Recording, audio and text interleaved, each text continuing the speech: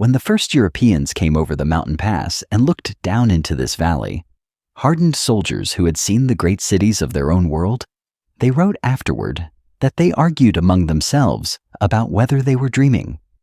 Below them, filling a vast highland lake, stood a city of towers and gardens that appeared, and this was the part no one could believe, to be floating. Causeways ran to it across miles of open water like the spokes of a wheel. Canals threaded it where streets should be. Gardens grew on the lake itself, in their thousands, green rafts of maize and flowers stitched to the shallows, and canoes moved through everything by the tens of thousands, and the whole shining arrangement held more people than any city most of the visitors had ever entered. It was called Tenochtitlan, and it was one of the largest cities on earth, and it was among the cleanest, and the best fed, and the most orderly, and tonight, in its last untroubled generation, with the lake going gold, and the evening canoes coming home, you are in it, so settle into your bed. Let your shoulders sink. Let your hands rest wherever they are comfortable. There is nothing to remember tonight, and nothing to solve. If you drift off before the evening is done, that is exactly what this story is for. You wake up on a reed mat in a garden house at the city's green edge in the late gold of afternoon, with water on 3 sides of you and the smell of maize cooking somewhere close. The mat beneath you is a petlattle, woven of lake reeds, smooth, cool, and faintly sweet-smelling. The universal bed of this whole world, rolled out at night and rolled away by day. And its name will outlive the empire around you, traveling north over the centuries into the Spanish of the borderlands and settling into your own century's vocabulary as the petat, so that you are lying, once again in this journey, directly on an etymology, and it is comfortable.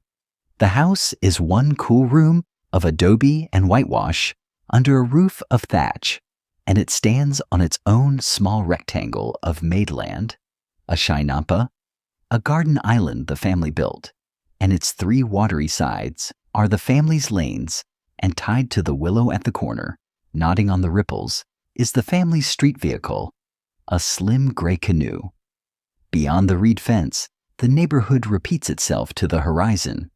Garden plot and glinting channel, garden and channel, a checkerboard of green and gold water, with white houses scattered through it, and herons standing in it like punctuation, and away north, rising out of the lake's sheet gold evening light, stand the towers of the city center, the great pyramids catching the last sun on their crests, far enough to be a painting, near enough that when the wind turns you can hear faintly its drums.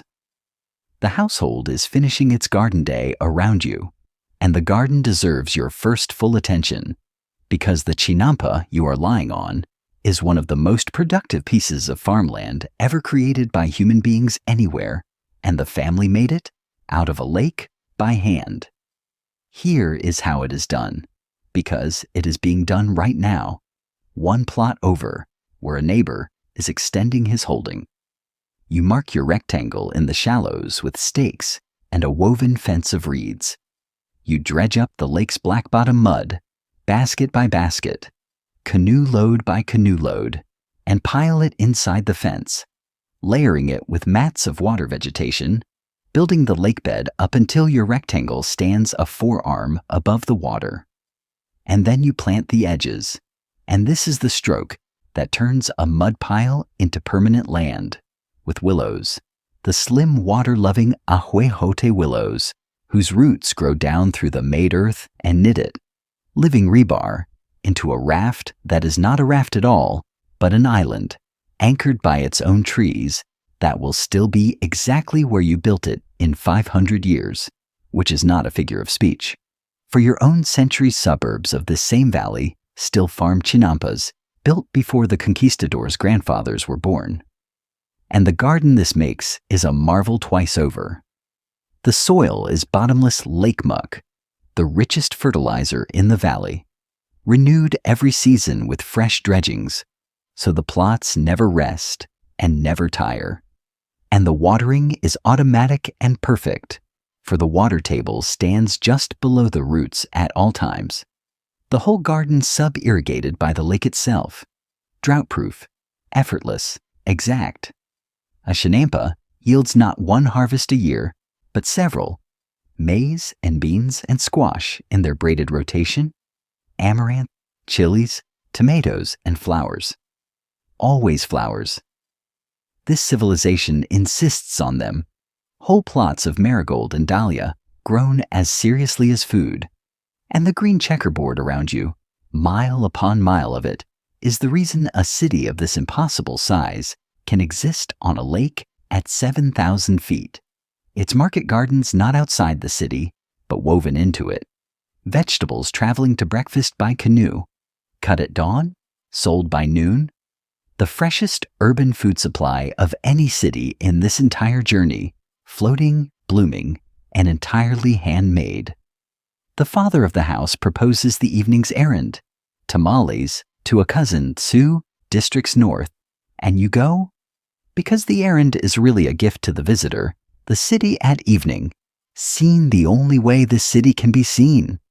From the water, at the pace of a paddle. The canoe receives you with the wobble and settle every canoe has offered every passenger forever, and slides out of the garden channel into a wider one, and the city begins. This is a metropolis whose streets are half water on purpose, laid out on a grand plan, the great avenues running straight to the horizon, paired with canals of the same rank, so that everything moves twice. Pedestrians on the paved margins, cargo on the water, and the evening traffic around you is the whole economy going home. Canoes riding low with the day's unsold squash. Canoes of firewood, of pots, of flowers stacked like sunset cargo. A canoe of quarried stone poled by two philosophical men, fishermen threading home through everyone with their day's silver. And the water lanes have their rules and their right-of-ways and their evening courtesy. Paddles lifted in greeting. Gossip exchanged gunwale to gunwale at the crossings, and no wheel, no hoof, no axle anywhere in the whole city. This entire urban world of 200,000 souls and more running, without a single beast of burden, on human shoulders and shallow water, which makes it, among its other distinctions, the quietest great city of this whole journey.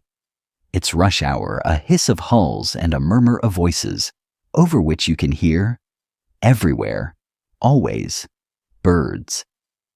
The channels tighten and grandeur rises as you go north, the houses climbing to 2 stories, whitewashed, many with roof gardens spilling flowers down their walls, because this city paints and gardens itself obsessively, and bridges begin to arch the canals, timber spans the canoe slides under, while foot traffic drums softly overhead, and then a causeway crossing, one of the great stone roads striding the lake from the mainland, wide enough for 10 men abreast, its drawbridge section standing open for the evening boat traffic, and the father times his stroke and shoots the gap in the company of 20 other canoes with the casual precision of a man who has done it since boyhood, and beyond it, suddenly close, the sacred precinct's walls and the great twin-crested pyramid with the last sun on it, and the sound of the city center arrives properly at last, drums and flutes from some temple courtyard,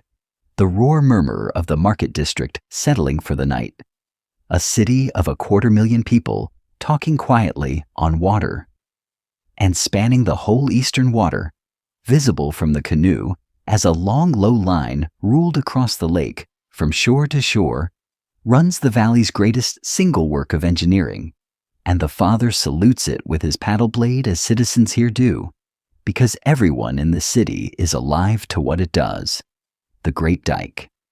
It runs 9 miles and more across the open lake, a double palisade of tree trunks driven into the lake bed, the space between them packed with stone and earth, a wall standing in open water, built 2 generations ago by 10,000s of workers, under the direction of the engineer king of the allied city, the same philosopher lord whose songs about jade and quetzal feathers the schoolchildren keep. For this valley saw no contradiction, and neither should you. In its greatest poet, also being its greatest hydraulic engineer, the man who wrote that nothing lasts, having built the thing that made the city last. Because the dike solves, in one structure, the lake's two great treacheries. The eastern waters are brackish, salted by the valley's minerals, and in flood years, they used to surge west and poison the sweet waters and drown the city's floors. And the dike simply divides the lake in two, holding the salt water east of the line, keeping the city's western basin fresh, fed by the springs and the sweet southern arms. Its gates and sluices, letting the levels be managed, opened, closed, tuned, so that the chinampas float in permanent fresh water, and the floods of the bad years break on 9 miles of engineered patience instead of on anyone's doorstep. A city on a lake, you understand from the canoe, is not a city that got lucky with its lake. It is a city that rebuilt its lake, divided its waters, aqueducted its drinking, diked its floods, and gardened its shallows, until the lake was as made a thing as the temples, and the line on the eastern water is where the making is plainest. The horizon itself, in this valley, being partly a public work, designed by a poet, maintained by everyone, and holding, at this moment, with the whole gold evening leaning on it, and threading above the channels on its own stone arches, the father points out, with the civic pride every citizen of this city deploys on visitors, the aqueduct. And the aqueduct is worth the pointing, because it is the second half of the answer to the question every newcomer asks, which is how a city in a lake can drink. The lake itself is brackish in its wide reaches, too salt for people or gardens, which is why the Chinampa districts cluster in the Sweetwater Arms, and the city's drinking water comes instead from springs on the wooded hill across the western water, led in along a raised stone channel that marches on arches across the lake and down the causeway into the city's heart, where it feeds fountains and reservoirs, and the great houses and the water sellers' canoes fill at its public basins and hawk the sweet water lane by lane to everyone else. And the detail the Father saves for last, the detail this whole journey has taught you to recognize as the signature of real engineering, is that the aqueduct is double, twin channels side by side on the same arches, one flowing while the other is closed, drained, and scrubbed. Then the flow switched, so that the city's water is never interrupted for cleaning and never dirty for want of it. Maintenance designed into the monument, which the aqueduct-building empire of your earlier Roman night would have saluted, one arch-born river to another, across an ocean neither knew was there. And the water discipline runs through the whole city's habits. The streets and plazas are swept daily by rota and by hired crews, to a standard the astonished foreign soldiers will write home about. No refuse, no mud, whitewashed walls renewed, and the city's waste itself is not waste. The night soil collected by canoe and sold to the Chinampa farmers.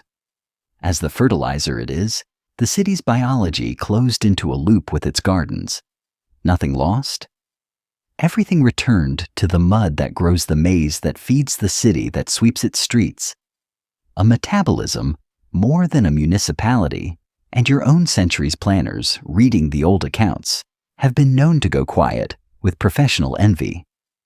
And now, on the water, in the gold light, with the Great Pyramid standing over the city ahead, the passage this journey owes, and here it must be given with particular steadiness, because this beautiful city keeps, at its sacred heart, the practice your century finds hardest to look at in all the centuries of this whole long walk. On the platforms of those temples, human beings are sacrificed, captives of the wars mostly, and the practice is not hidden or marginal here. It is the solemn center of the state religion, woven into the calendar and the wars themselves, grounded in a theology in which the sun's own survival is understood to be fed by human offering, and the numbers, which the empire's enemies inflated and its inheritors debated, and your century's scholars still argue over, were real numbers, whatever they were, each one a person. There is no soft reading of this, and this story, which is named The Thrall and the Serf, and the Separate Well, will not attempt one. It is the heaviest line in any ledger this journey has opened. And the same steadiness that reads the line must read the page around it. This city's children, all of them, go to school. Its poor are fed from public granaries in famine years. Its markets are honest, its streets safe, its gardens tended with a gentleness that startles every visitor. Its poetry grieves and wonders exactly as yours does, and the family paddling you north through the evening, kind, funny, proud of their aqueduct, are not monsters, and neither is their city.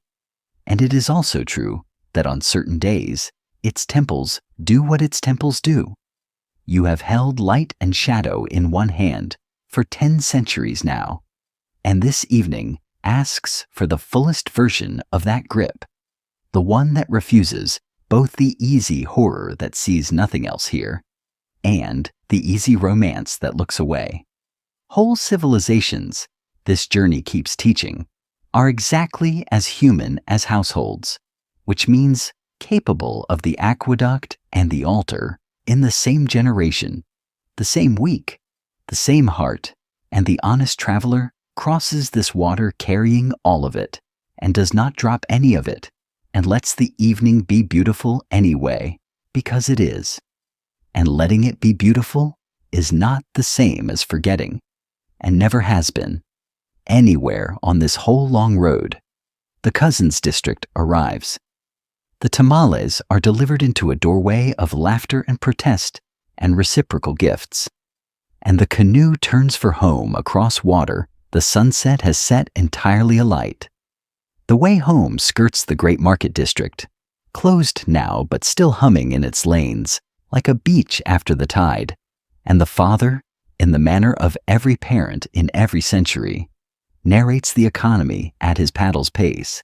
And it is an economy your century should hear about, because it runs, in part, on chocolate. The market itself, in the sister district to the north, is one of the wonders of this world. On its great days, tens of thousands come, and the foreign soldiers who will one day see it will insist, in writing, that the famous markets of their own continent could not match it for order or abundance, everything in its appointed row. The maize sellers, the bird sellers, the herbalists, the goldsmiths, the barbers, the fish landed that morning from the lake, judges sitting in the market itself to settle disputes on the spot, inspectors patrolling the measures, and through it all, changing hands by the sack and the fold, the empire's two currencies, neither of them metal. The first is cloth, standardized lengths of woven cotton, the quachtly, wealth you can wear, price things in, and pay taxes with. And the second, the famous one, the one the father produces from his pouch now, with a grin because the visitor should see it, is the cacao bean, dried, brown, unassuming, counted out by the bean for small purchases. A turkey worth so many, a rabbit so many, a good patat, a small handful. Real money that grows on trees in the hot lowlands imported by the porter load, guarded, counted, and, this being the joke the whole empire enjoys, occasionally counterfeited, hollowed beans packed with clay by optimists, whom the market judges deal with briskly. And money you can drink is money with one final privilege no coinage of this journey ever offered. Spend it lavishly enough, grind it, and it becomes the drink of lords, which is waiting for you at home, and which will get its own chapter of this evening, because it has earned one from your century, which named a whole beloved flavor after this city's word for it, and has never once, in all the centuries since, stopped saying it. The far goods in the market, The quetzal feathers and the cacao, the jade and the seashells arrive by the empire's other great artery, and its people passed you on the causeway this evening, homebound in a long file, each under his load, and they deserve their chapter, because this civilization moves everything, on human backs. There is no pack animal on this continent north of the far southern mountains. No horse, no ox, no camel, and so the empire's freight walks. The professional carriers, the tilamam, trained to the tump line from boyhood, the broad strap across the forehead, taking the load slung down the back. 2 arroba standard, a day's march standard, relay stations down all the great roads where loads change shoulders exactly as the barrage changed horses and the post road changed porters. And in this manner, on foreheads and spines, moves the commerce of an empire. Cotton from the hot lands, salt from the lakes, obsidian from the volcano quarries. The razor glass this world uses for its blades, feathers, rubber, paper, gold. And leading the caravans, the pochteka, the guild merchants, a class unto themselves with their own courts, their own god, their own quarter in the sister city, who venture in armed companies beyond the empire's edges into foreign markets months away. Part traders, part envoys, part everyone understands. The emperor's eyes abroad, and who return wealthy and, by strict custom, hide it, entering the city by night in worn cloaks, their fortunes unseen, because ostentation belongs to the warrior nobility, and a wise merchant's riches are like the lake under the dike, immense, managed, and invisible. Their file crossed the causeway at dusk, dust gray, silent, economical, 40 loads of the far south walking into the city on 40 foreheads, and the father gave them the nod one professional gives another, the chinampa man and the roadmen, the mud basket and the tump line, the 2 kinds of patient shoulders this whole floating world is actually carried on. Home again in the blue hour, the chinampa house gathers to its supper, and the supper of this world is built on a piece of kitchen chemistry so quietly brilliant that your century needed laboratories to understand what the grandmother at the hearth has always simply done. The maize, before it is anything else, is boiled with lime, the mineral, slaked lime or wood ash, and left to steep, and the treatment loosens the kernel's skins, which rinse away, and transforms the grain itself, and the transformation is the invisible foundation of this entire civilization. Your century's chemists, investigating why peoples who borrowed maize without borrowing this step, sickened on it, while the peoples of this valley thrived for millennia, discovered that the lime bath unlocks the grain's bound niacin and balances what maize alone lacks, so that corn treated this way. The process is called nixtamalization in your textbooks. From this language's own word for it, is nearly a complete food where untreated corn is a trap.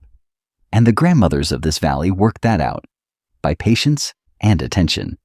Thousands of years before, the vitamin was a concept, and encoded it so deeply into the daily kitchen that no one here thinks of it as knowledge at all. It is just how maize is made. From the steeped grain, ground on the basalt matat, and the long shoulder-rolling rhythm that is this valley's silbata, comes the masa, and from the masa comes everything. The tortillas, above all, patted out between palms in the brisk applauding rhythm that is the sound of home in this entire world. Laid on the hot clay comal, blistered, flipped, stacked in their warm cloth. The roadies' twin craft an ocean apart, neither having heard of the other, both arriving at the same answer. Fresh flatbread in a continuous stream, made at the meal, by the meal. Then the tamales, masa folded around beans or squash blossom or turkey, wrapped in corn husks and steamed. The original packed lunch, the food that traveled to the cousin tonight. And beside the maize, its ancient companions, the beans simmered with epizot, the squash, the tomatoes and chilies ground into the sauce, whose descendants your century spoons from jars, the avocados, the amaranth, and from the lake itself, the small fish, the waterfowl, and the strangest and most far-sighted harvest of this whole journey, the tequitlatl, the blue-green algae of the lake surface, skimmed with fine nets, pressed into cakes, dried on the chinampa edges, and eaten like cheese, dense with protein, tasting of green and of the lake. The city farming not only its water, but the very bloom on its water, and your century, which sells the same algae in capsules under the name spirulina and calls it a superfood of the future, is, as usual, several centuries behind the grandmothers. And after the meal, in the last of the light, the household's luxury, the one the father has been promising the visitor all evening with increasing ceremony, the chocolate. It is nothing like your century's bar, and everything like its ancestor. The beans, actual money, are toasted on the camal until the house smells like wealth, cracked, winnowed, and ground on a warmed metate to a dark fragrant paste, and the paste is whisked into hot water. Never milk? Milk does not exist here with chili. A little vanilla, sometimes honey, sometimes ground flowers, and then the step that makes the drink. It is poured from height, vessel to vessel, again and again, until it stands under a deep head of foam. Because the foam this world holds is the soul of it, and the drinking of it is reserved, by sumptuary custom, to lords, to warriors, to merchants home from the long roads, and, tonight, to guests, which is you. The cup is a painted gourd. The drink is warm, dark, bitter-edged, chili-warmed, flower-scented, and profound. Nothing sweet about it, and nothing missing either. And its name in this language is chocolatl. And you know the rest, because your entire century knows the rest. The word sailing east with the beans, the milk and the sugar, joining in foreign kitchens, the drink becoming a bar, the bar becoming an industry, an isle, a holiday economy, a universal childhood, and underneath every wrapper of it, pronounced daily by billions who could not place this lake on a map. The sound of this evening, chocolate, one of a small handful of words your century says more often than it says its own river's names, minted here, on this water, in this language, and handed to you now, foaming in a painted gourd at the source. You drink it slowly, as instructed, on the reed mat by the doorway, with the lake going violet and the first temple fires kindling on the far pyramids, and the father watches your face at the first sip with the expression of a man introducing two friends he is certain will get along. And he is right. And while the gourd cools between your hands, collect the rest of tonight's vocabulary, because the kitchen you just ate from has been naming your century's food all along, and the roll call is long. The tomato in the sauce, the plump red fruit this valley domesticated, and gardens on every chinampa, crossed the ocean, conquered the cuisines of nations that now cannot imagine themselves without it, and kept its name the whole way. Tomato, still recognizably itself after 500 years abroad. The ahuacatl, the rich green fruit of the highland orchards, buttered onto tortillas at tonight's table, traveled as avocado, wearing a Spanish approximation of its Nahuatl self. The chili kept its name almost letter for letter, and put it on kitchen shelves in every language your century speaks. The tamale you delivered this evening became the tamale, the mashed preparation of the ahuacatl. The ahuacamole, the avocado sauce, is pronounced by your century at its gatherings, with enthusiasm and without etymology, as guacamole. And beyond the kitchen, the animals of this land walked into your language on their own names. The coyote, whose far cousins you will hear tonight across the water, singing in your century's deserts and suburbs as the coyote, and the fierce little ocelotl padding through your dictionaries as the ocelot, and the lake's own strange smiling salamander, the axolotl, carrying its Nahuatl name unaltered into your century's laboratories, where its talent for regrowing itself has made it famous all over again. Chocolate, tomato, avocado, chili, tamale, guacamole, coyote, ocelot, axolotl. Say the list drowsily and hear what it is. A whole pantry and a whole bestiary, minted in this language, on this lake, and circulating in your century's daily speech more heavily than the vocabulary of empires 10 times remembered. Because armies and dynasties are forgotten by everyone eventually, but nobody, anywhere, ever forgets the name of something delicious. And this valley, whatever else history does with it, named more of your century's table than any other single place in this entire journey, and did it while also inventing the floating garden. The ingredients grew on, which is the kind of double achievement this city produces the way its chinampas produce flowers, constantly, casually, in every color, without appearing to try. Full dark settles on the lake now, and across the water, the city performs its nightly transformation, and from the chinampa doorway, it is the finest theater this journey's evenings have offered. The temple fires come up first, great braziers on the pyramid platforms kindled at dusk and fed till dawn. Points of living orange standing over the city on their dark geometry, never allowed to go out. The city's crown of kept flames, and around and below them, the human lights follow.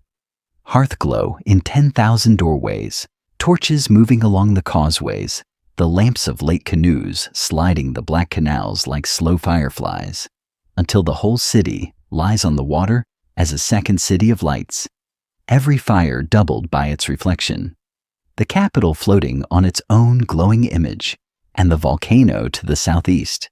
The great snow-shouldered smoking one, whose name your century still knows, holds the last of the sunset on its ice, long after the valley has gone dark, then lets it go, and stands as a deeper darkness against the stars, breathing its slow silver plume across the moon.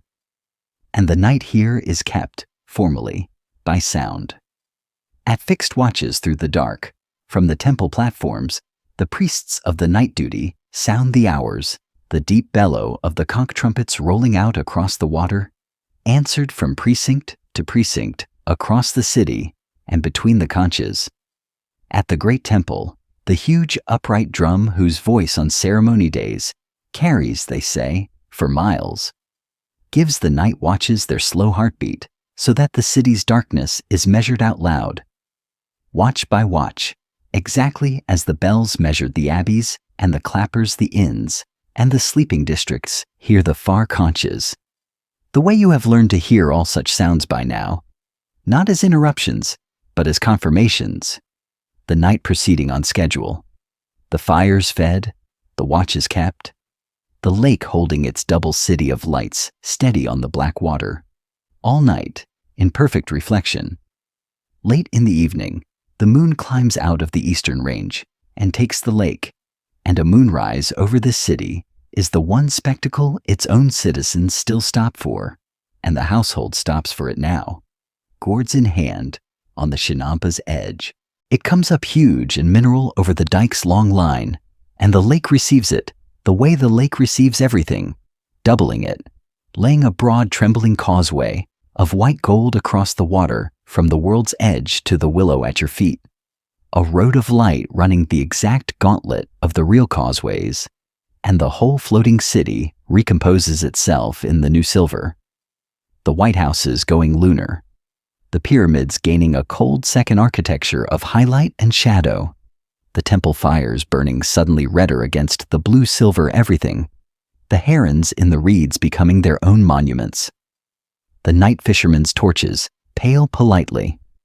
A late canoe crosses the moon road and is, for 6 strokes, a black hieroglyph on white gold, and gone, and the volcano takes the moonlight on its snows the way it took the sunset, holds it, and gives the valley back a faint second dusk.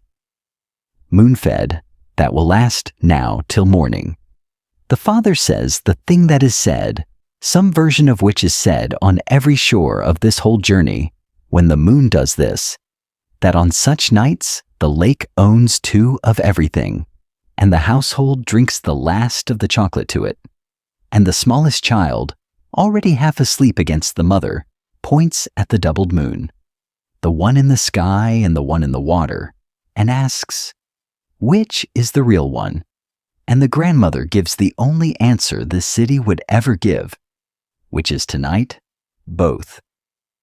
Across the channel, in the neighborhood's youth house, lamplight and a burst of adolescent laughter mark the evening lesson, and the lesson is worth a chapter, because this city does something no other city in this entire journey of centuries has done, and it does it so matter-of-factly that its own citizens do not know it is remarkable. It sends every child to school. Every one, not the scribe's sons, as on the old river, not the chosen boys, as in the abbey.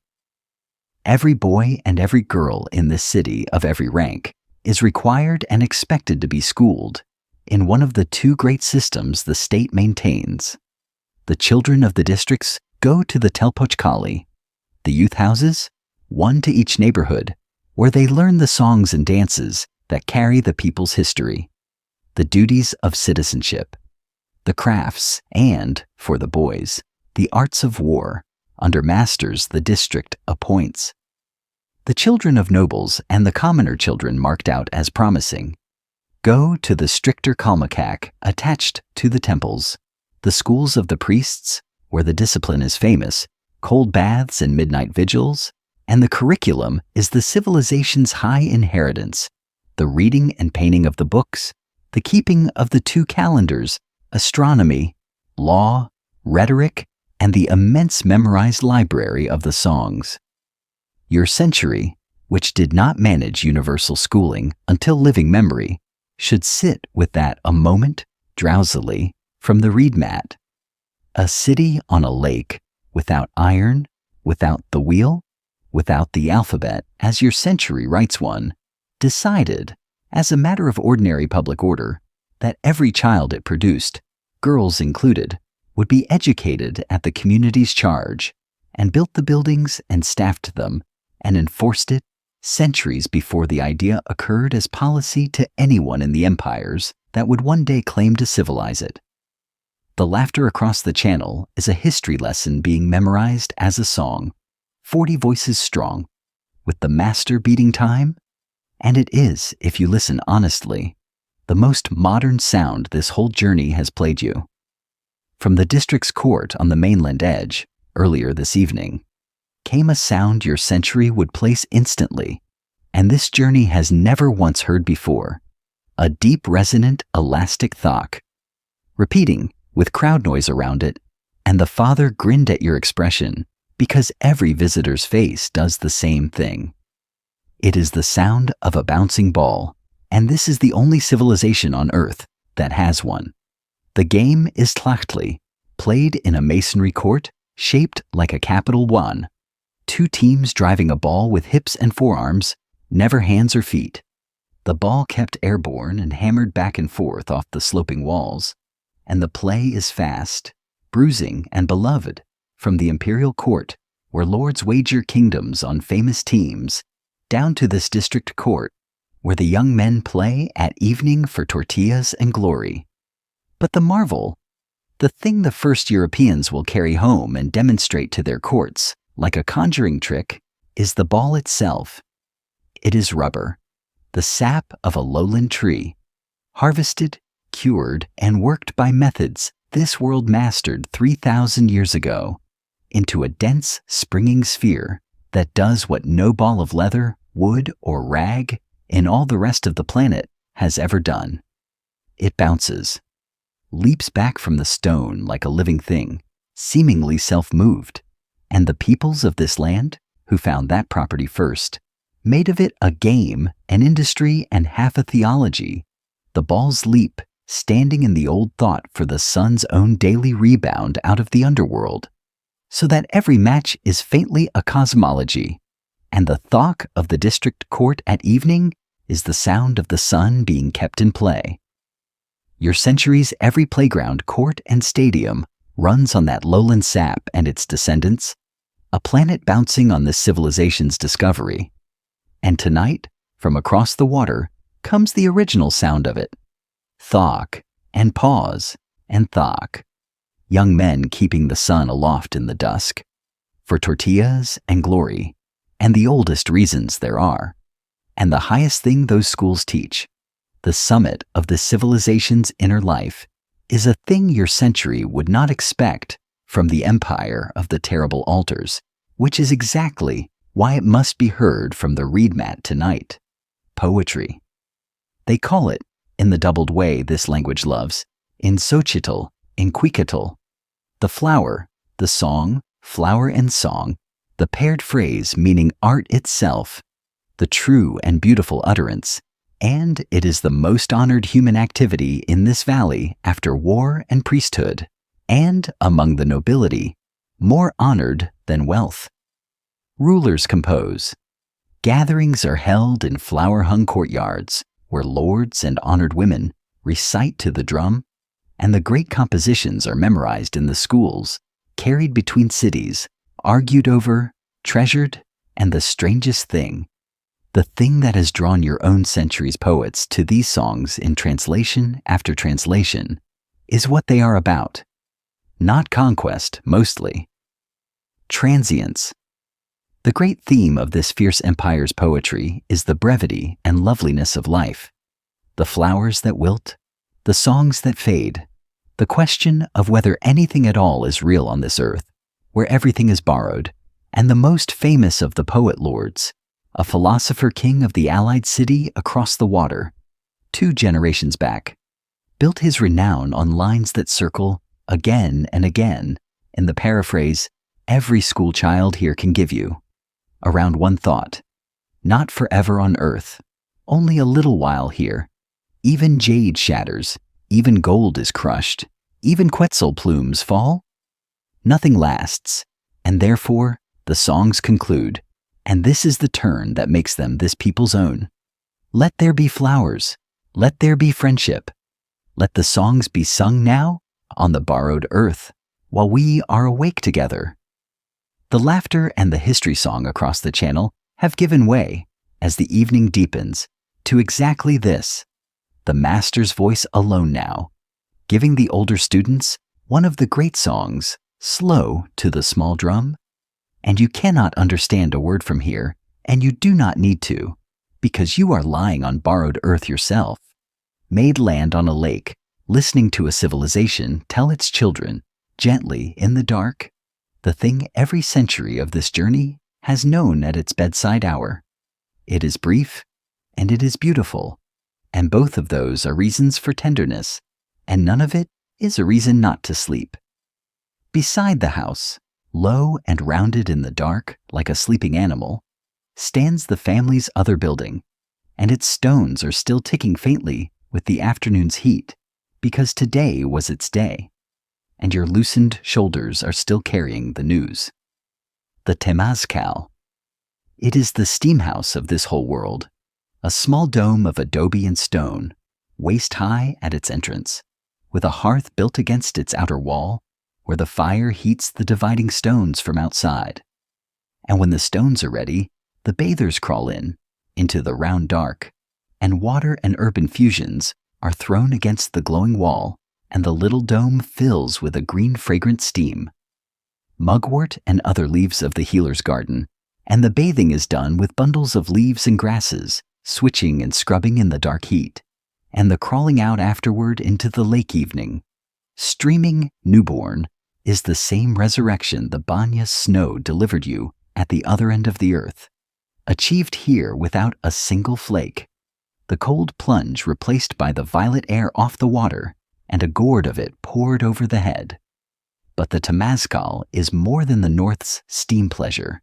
It is a clinic, the healer's first instrument, prescribed for aches and fevers, and above all for childbirth.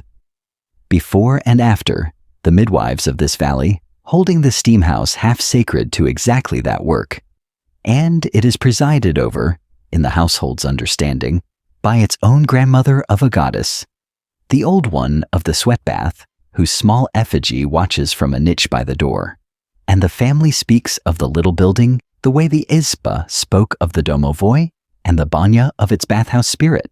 As a member of the establishment, with moods and dues, the last bather leaving water, the entrance kept respectful, and here it is again.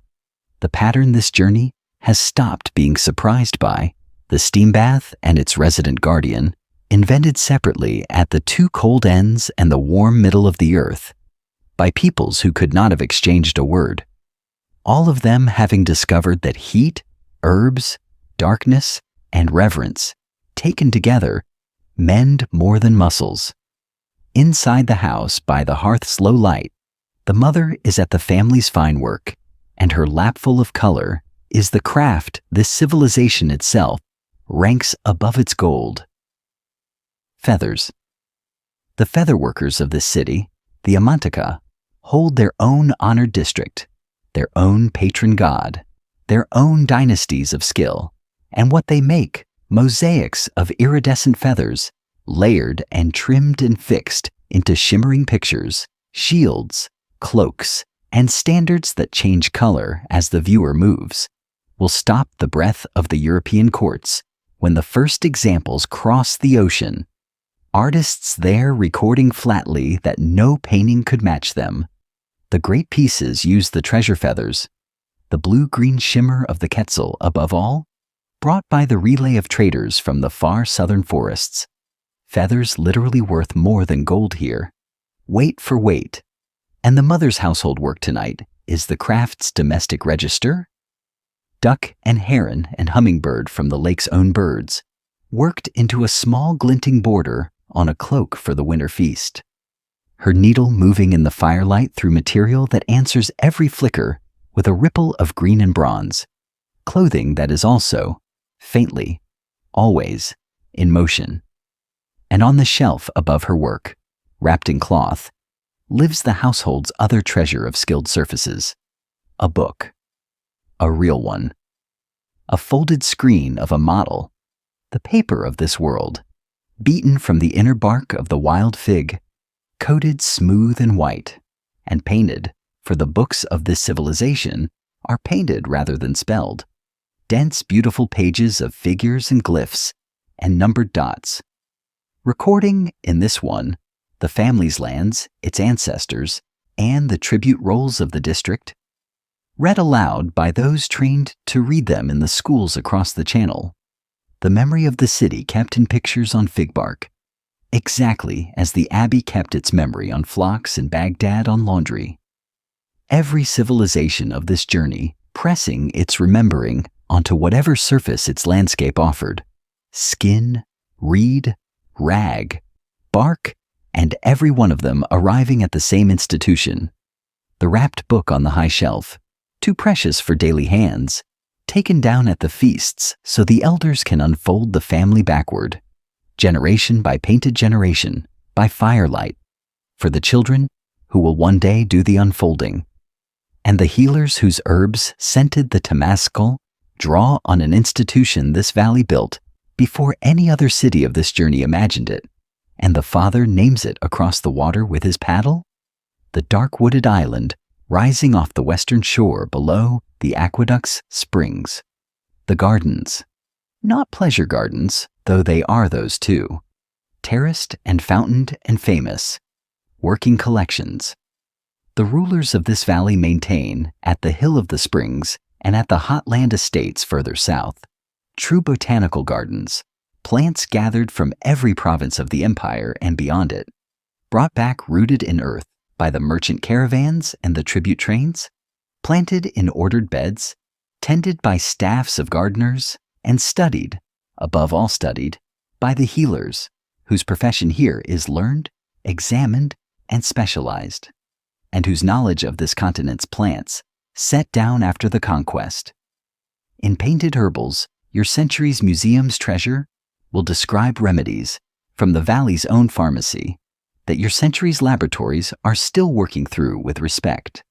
The gardens are where that knowledge is grown, literally, collection as science, the empire assembling its own flora in one walkable place. Two generations before the botanical gardens of Europe are so much as founded, and the evening breeze off the western shore carries, on the right nights, the massed scent of it across the water, a whole continent's worth of flowers and simples breathing together in the dark. The smell, if you want it in this journey's terms, of a very large library whose books are alive and watered daily.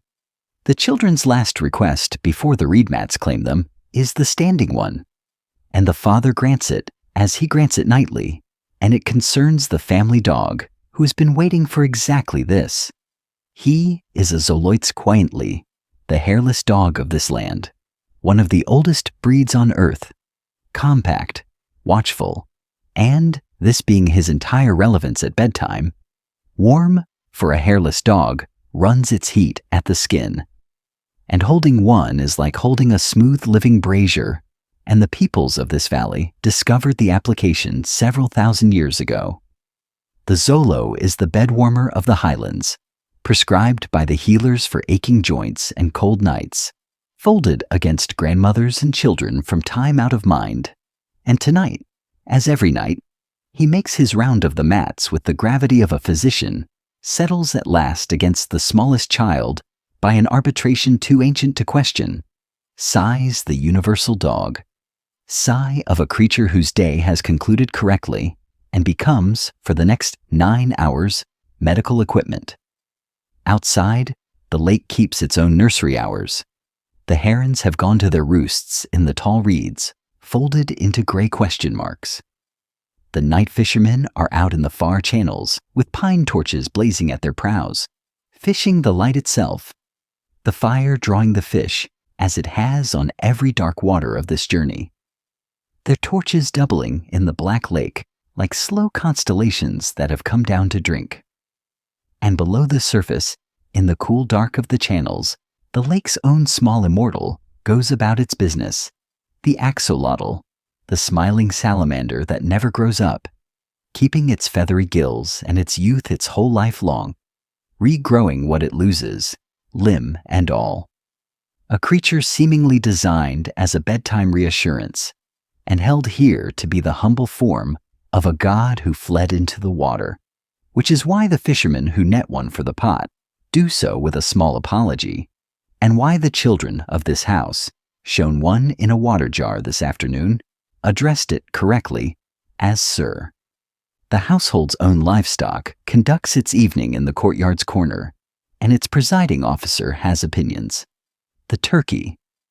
He is this continent's great domestic bird, kept in this valley for 1,500 years and more, bronze black and iridescent in the last light, wattled, magnificent, and entirely convinced of it, patrolling his small dominion of hens with the gait of a reviewing general, and he and his kind are the yard meat and feast meat of this whole world. Turkey in the tamales, turkey in the festival stews, turkey feathers in the workaday end of the mother's craft basket. And when the strangers from over the ocean arrive, the turkey will be among the first of this land's treasures they ship home, where he will conquer the farmyards of the old world inside a generation, and acquire, through a comedy of trade route confusions, the name of a country he has never seen, so that your century's most famous holiday bird is, beneath the geography salad of his name, a Mexican, and this courtyard is the kind of place his entire species calls home. Around him, the lesser estates, the hens at their dust baths, the little dog-sized hutch of guinea-fowl-like quail kept for eggs, the green flash of the tame parrot on his perch under the eave, acquired from a Pachteca caravan for a scandalous number of cacao beans, who has learned 6 words of Nahuatl and deploys them, the family swears, with intent. And in and out of everything, ignored and essential, the lake's freelance staff, the grebes and gallinules working the channel margins, the swallows stitching the dusk above the water, the whole small feathered economy of a city that floats, going to roost now, ledge by reed by eve, as the temple fires come up, and the courtyard general makes his last strutting circuit, finds his dominion in order, and ascends with ruinous dignity to his roost pole, where he becomes, instantly, a large sleeping decoration. And now the deepest gift this valley has for a story like this one, the one its whole architecture of time is built around, and the household's elders speak of it in the hushed particular tone you have learned to recognize across 10 centuries, the tone reserved for the great machinery, the calendar, and the fire at the end of it. This civilization keeps 2 calendars at once, meshed like gears. The year of the sun, 18 months of 20 days, with 5 days left over at the year's end. The mnemontome, the hollow days, days outside all months, when the world holds its breath and nothing important is begun. And yes, you have met this exact arithmetic before, 360 and 5, on a river on the far side of the ocean. 2 civilizations that never exchanged a syllable, both counting the sun, both arriving at 365, both sweeping the awkward remainder into a handful of days set apart. And by now, you know what that means. It means the sky is the same sky, and honest bookkeepers everywhere balance to the same total, and beside the sun's year turns the second wheel, the sacred round of 260 days, the calendar of fates and namings, and the 2 wheels, 365 and 260, mesh and turn, and do not return to their mutual starting alignment until 52 years have passed, and the 52nd year is the hinge of this world's whole sense of time. At the completion of the great cycle, this civilization performs the most dramatic act of collective housekeeping in this entire journey. Every fire in the empire is put out, every hearth, every temple brazier, every torch, the whole valley of 1,000,000 people extinguished deliberately on the appointed night, until the only light left on earth is the stars, and the priests on the ceremonial hill watch for the appointed constellation to cross the top of the sky, the proof that the heavens have consented to continue. And then, on that hilltop, the new fire is kindled by drill and board, one flame in a dark world, and from that single fire, runners, the fastest in the empire, light their torches and race outward along the causeways and the roads, fire streaming behind them in the dark, to the temples first and the neighborhoods after. Hearth lighting, hearth, until by dawn the whole valley is warm and lit again, every fire in the nation now. Literally, the same fire, one flame shared by 1,000,000 households for the next 52 years. You have banked embers in every century of this journey. This civilization banks them too, nightly, like everyone. And then, twice a century, it does the thing no one else ever dared. It lets the fire die completely, everywhere on purpose, in order to learn again, together, in one night, exactly what the fire is worth.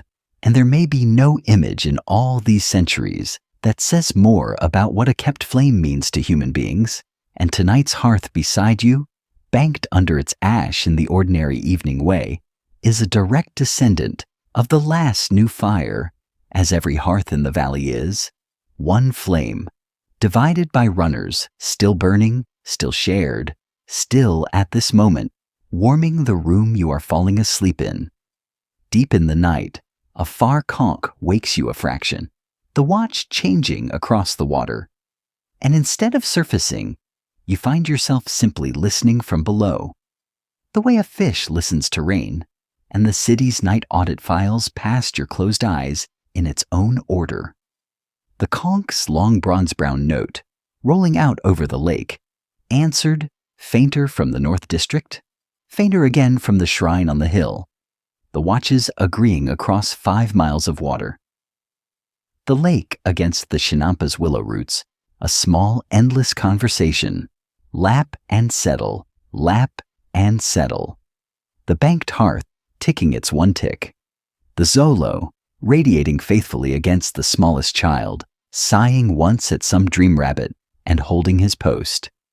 Far off, on the mainland shore, the cousins of his welder blood, the coyotes, running a thin, bright thread of song along the hills, too distant to mean anything but distance itself.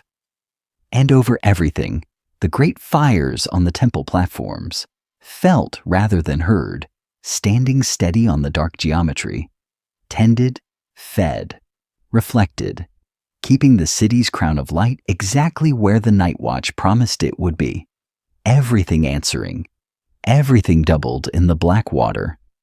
And the lake tips you, lap and settle, back down into the second sleep, which comes here the way the canoe came home this evening, on its own way, needing no paddle.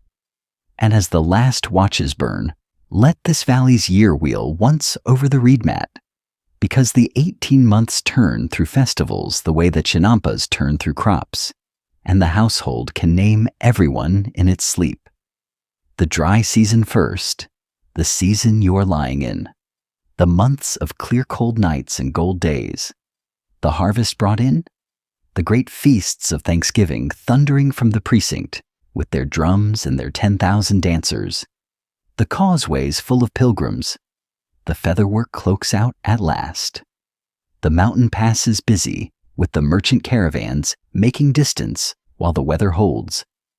Then the months of waiting, the farmers watching the sky exactly as the other lake valley watched its river, the ceremonies turning toward the rain gods with mounting formality, the volcano's plume read daily like a barometer, and then the rains arriving on their afternoon schedule with the great warm violence of highland weather, the thunderheads building over the eastern range through the morning, the lake going pewter, and the downpour marching across the water in a visible silver wall, drumming on the thatch for its allotted hour, and moving on, leaving the chinampas drinking and steaming, and the evening rinsed to an impossible clarity. And this daily rhythm, storm and clearing, runs the green half of the year, the maize climbing almost audibly, the canals brimming, the willows dripping their beaded curtains into water, the exact color of the sky. Then the ripening months, the first ears roasted in their husks at the field edge fires, the festival of the young corn with the whole city wearing flowers, and the year rounding back toward harvest, toward the dry gold, toward tonight, the wheel turning at the pace. This whole journey has taught you to trust, at the pace of crops and processions, of dredged mud and painted books, of a civilization that measures its centuries 52 years at a time, and has, by its own count, all the time in the world. And before the lake takes you the rest of the way down, paddle the whole golden evening once more, channel by channel, touching each thing as you pass it, and letting it go. The soldiers on the mountain pass arguing whether they were dreaming, and the city below them floating, which was not a dream. Let it go. The pet lattle beneath you, cool and reed sweet. The bed that outlived the empire inside its own name. Let it go. The chinampa built basket by basket out of the lake's black bottom, anchored by its own willows, the island that is still exactly where its family left it 500 years later. Let it go. The evening canoes riding home with their sunset cargo, the city with no wheel and no hoof, the quietest metropolis of all these centuries, its rush hour a hiss of hulls and birds over everything. Let them go. The double aqueduct, one channel flowing while its twin is scrubbed, maintenance designed into the monument, and the city whose waste fed the gardens that fed the city, a metabolism more than a municipality. Let it go. The heaviest line in any ledger of this journey, read steadily, dropped nowhere, and the evening allowed to be beautiful anyway, because letting it be beautiful was never the same as forgetting. Let it be carried, let it go. The dike ruled 9 miles across the open water, the salt held east, and the sweet held west, the horizon itself a public work, designed by a poet. Let it go. The tlamame under their tumplines, an empire's freight walking on foreheads and spines, and the Pochteca entering the city by night in worn cloaks, their fortunes like the lake, immense, managed, and invisible. Let them go. The market with judges sitting in it, the cloth you could spend, and the money that grew on trees, and the counterfeiters' clay-filled beans dealt with briskly. Let them go. The lime bath the grandmothers gave the maize, the vitamin unlocked 3,000 years before it was a word, and the lake's own green bloom skimmed, pressed, and eaten, centuries ahead of the capsules. Let them go. The beans toasted until the house smelled like wealth, the foam that is the soul of it, and the word your century says, more often than its own river's names, handed to you warm in a painted gourd at the source. Let it go. The tomatil and the ahuacatl, the chili and the coyotl, the whole pantry and the whole bestiary that outlived the armies, because nobody ever forgets the name of something delicious. Let them go. The youth houses singing history. 40 voices strong, every child in the city schooled, girls included, centuries early. The most modern sound of this entire journey. Let it go. The thock of the only bouncing ball on earth. The sun kept in play off the sloping walls for tortillas and glory and the oldest reasons there are. Let it go. The flower and the song. The empire whose poetry grieved for the brevity of flowers, and the schoolmaster's slow drum teaching the children, gently in the dark, that brief and beautiful are both reasons for tenderness. Let it go. The Temazcal's green fragrant steam, the third steam grandmother of this journey, invented at the two cold ends and the warm middle of the earth by peoples who never met. Let her go. The feathers worth more than gold, the cloak that answers every flicker with a ripple, and the painted book on the high shelf. The family kept in pictures on fig bark, unfolded backward at the feasts by firelight. Let them go. The gardens where the empire grew its own knowing, collection as science, the library whose books are alive and watered daily. Let them go. The courtyard general ascending with ruinous dignity to his roost pole, and the holiday bird of your century wearing, under the geography salad of his name, this valley's whole ancestry. Let him go. The Zolo making his physician's rounds of the mats, the living brazier settling against the smallest child, and the axolotl in the water jar, addressed correctly as Sir. Let them go. The conches rolling the watches across 5 miles of water, the torches of the night fishermen come down like constellations to drink, and the temple fires standing their crown of kept flame over the doubled city. Let them go. The moon road laid from the world's edge to the willow at your feet, the late canoe crossing it as a black hieroglyph, and the grandmother's ruling on which moon is the real one, which is, tonight, both. Let them go. The 365 that 2 unacquainted civilizations both counted, the 5 holidays both swept aside, and the sky that is the same sky over every honest bookkeeper. Let it go. And the new fire, the whole valley extinguished on purpose, the one flame kindled under the consenting stars, and the runners streaming outward through the dark with fire in their fists, hearth lighting hearth, until every fire in the nation was the same fire, including, at this moment, yours. Let it burn, and let it go. It is all still there, and all still reflected. This city keeps the old promise the way it keeps everything, twice at once in the world, and once in the water. The watches are answering each other across the lake. The willows are holding the gardens exactly where they were built. The hearth beside you is a direct descendant of the last new fire, banked under its ash with 52 years of authority. And the lake is turning the whole lit city over in its dark hands, gently, all night, the way a mind turns over a good day.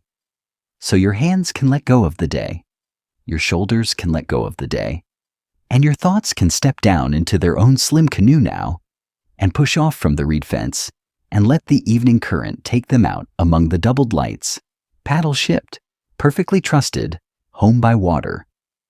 One last thing, and this city says it every night in fire over its own reflection.